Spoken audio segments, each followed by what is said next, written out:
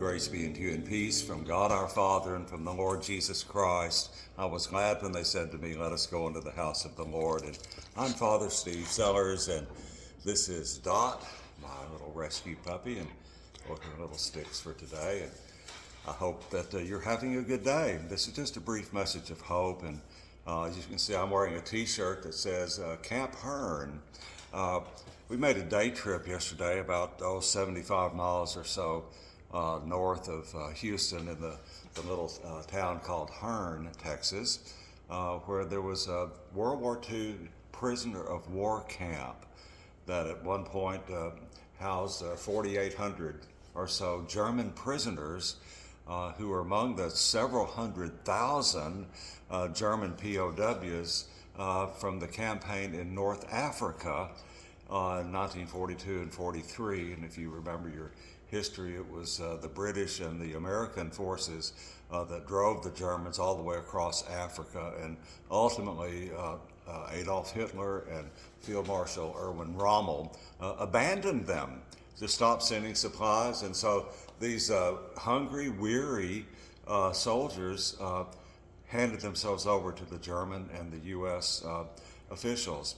And some 350,000 or more were to be sent either to England or to the United States. And England, which had been in the war since 1939, 1940, there's no room in there for that many POWs, so they all came to the United States, and 4,800 of them came to Hearn, Texas. And we visited the barracks there, and it is a real eye-opening experience. It's a simple museum display on the actual site of where the prisoners were held, and they were treated extremely well.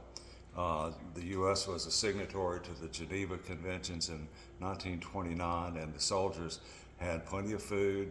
They had places to stay. They had facilities that they could use, and access to water, and they had books and magazines, and they were allowed to study, and they had courses provided for them in English and others. And for the most part, these 18, 19-year-old, 20-some-odd year-old soldiers were extremely well educated. They performed classical plays, and played classical music, and did operettas without having the music, without having the scores. They sang them and wrote them down by memory. And so it was an eye-opener for us, and it made me once again realize that we need peacemakers in the world today. You know, St. Francis of Assisi, his wonderful song, "Make me a channel of your peace."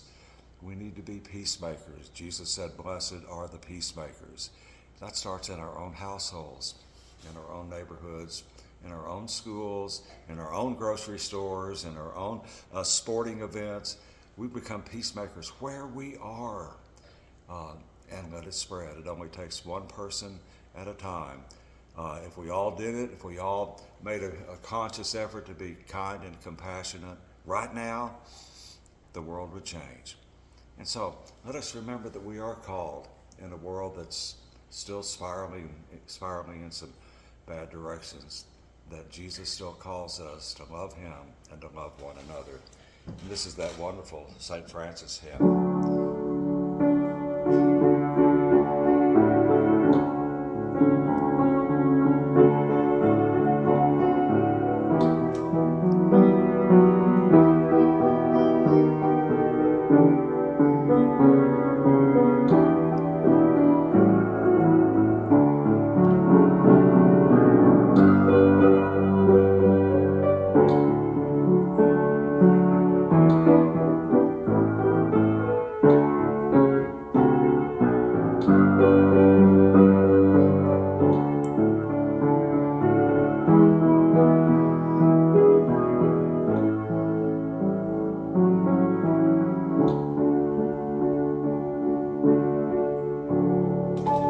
Have a blessed day today, and God willing, Don and I will see you here again tomorrow. God bless you.